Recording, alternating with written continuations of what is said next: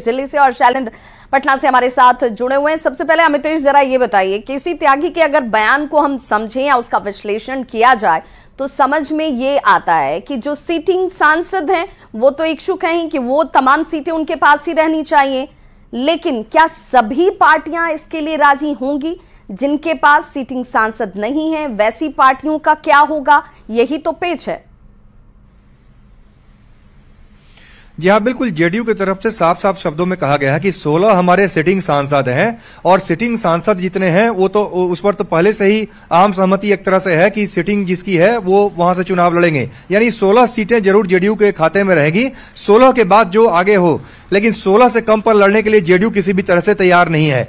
दूसरा सवाल है जहां कांग्रेस की तरफ से कहा गया, अखिलेश प्रसाद सिंह कांग्रेस के बिहार के अध्यक्ष हैं, उन्होंने जो अपना तर्क दिया उसमें उसको जरा ध्यान से देखिए। उस तर्क में उनकी तरफ से कहा जा रहा है कि जेडीयू आ गई है इस बार, यानी 16 सांसदों वाली जेडीयू इस बार इंडिया अलायंस में आ गई है। लेकिन दूसरी तरफ उपेंद्र कुशवाहा की पार्टी, जीतन राम मांझी की पार्टी और मुकेश सहनी की पार्टी पिछली बार 7 थी, इस बार इंडिया अलायंस में नहीं है। यानी कुल मिलाकर 11 सीटों पर ये तीनों पार्टियां चुनाव लड़ी थी, तो 16 सांसदों वाली जेडीयू साथ आ गई है, लेकिन 11 सीटों पर लड़ने वाली पार्टी इस बार इंडिया अलायंस से अलग हो चुकी है, यानी 5 सीटों का ही अंतर है। तो उन 5 सीटों को एडजस्ट करना होगा जेडीयू के आने के बाद, तो सबको एडजस्ट करना होगा। उनकी तरफ से कहा जा रहा है फ्लेक्सिबल सबको होना पड़ेगा। पिछली बार 20 सीटों पर आरजेडी लड़ी थी, 9 सीटों पर कांग्रेस लड़ी थी, और जेडीयू जिसके 16 सांसद खुद हैं, उनका कहना है सबको एडजस्ट करना पड़ेगा, सबको 1-2 सीटें कम करनी पड़ेगी, तब जाकर के जो 5 जो सीटों का एडजस्टमेंट होगा। यही सबसे बड़ा पेंच है कांग्रेस की तरफ से। इस तरह की फ्लेक्सिबिलिटी में नुकसान सिटिंग सीटों वाले सांसदों को या उन पार्टियों को ही क्या करना होगा, तभी तो सभी के बीच सीटों का बंटवारा हो पाएगा।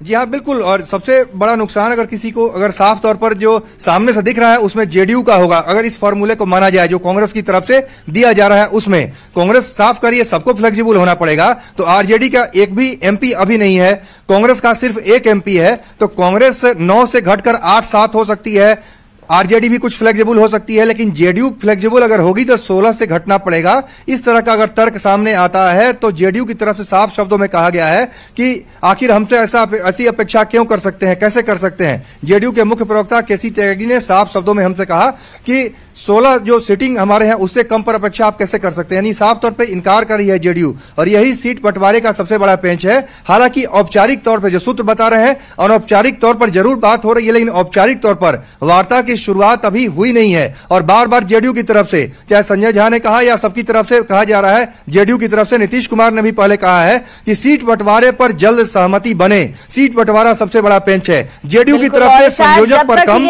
और सीट बंटवारे पर जो है अमितेश होती रहेगी, जब तक सहमति नहीं बन जाएगी वो एक फॉर्मूला तय नहीं हो पाएगा जो सभी राज्यों में सभी पार्टियों पर समान रूप से लागू होगा, तब तक शायद ये बैठक की तारीख भी आनी मुश्किल नजर आती है। सहयोगी शैलेंद्र हमारे साथ लगातार जुड़े हुए हैं। शैलेंद्र,